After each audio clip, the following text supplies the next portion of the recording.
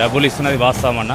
ఒకటి both కాన్స్టిట్యున్సీలోనే list pending ఉన్నాయి. ఒకటి నుంచి కాదు, డేట్ కూడా మీరు చూడండి, ఇక్కడ ఫిబ్రవరి నుంచి పెండింగ్ ఉంటున్నాయి. ఒకటి కాదు నాకు, అందుకే కలెక్టర్ సార్కి ఇద్దామని వచ్చినా కలెక్టర్ సార్ కలవలేదు. ఒకటి కాదు, నేను ఒక మెసేజ్ మేము పెడితేనే కొన్ని వందల రేషన్ కార్డులు మాకు వస్తున్నాయి ఫోన్లో, మీరు చూడండి. డిఎస్ఓ పెండింగ్, మొత్తం డిఎస్ఓ పెండింగ్లోనే ఉంటుంది. తలమడుగులో పెండింగ్ ఉన్నాయి, బదరాత్మలో పెండింగ్ ఉన్నాయి. ఒక భూతాయి గ్రామంలోనే దాదాపు 50 కంటే ఎక్కువ పెండింగ్ ఉన్నాయి. ఇప్పుడు డీటీ సార్ కూడా చెప్పినాం, చేస్తామని చెప్తున్నారు. మరి ఎంతవరకు వాస్తవం తెలియదు.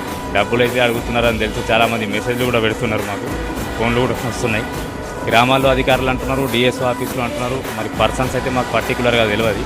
తీసుకుంటున్నది మాత్రం ఖచ్చితంగా వాస్తవం. ఎందుకంటే ఫిబ్రవరిలో అప్లై చేసిన వాళ్ళు అయితే కాలేవు, మొన్న రీసెంట్గా అప్లై చేసిన వాళ్ళు అయితే అప్రూవ్ అయిపోయినాయి. మరి దీనికి ఇక మనం ఆన్నే చూసుకోవచ్చు. కలెక్టర్ సార్ తొందరగా రెస్పాన్స్ అవుతున్నారు, కానీ మిగతా ఆఫీసర్స్ మాత్రం రెస్పాన్స్ అవుతలేరన్న.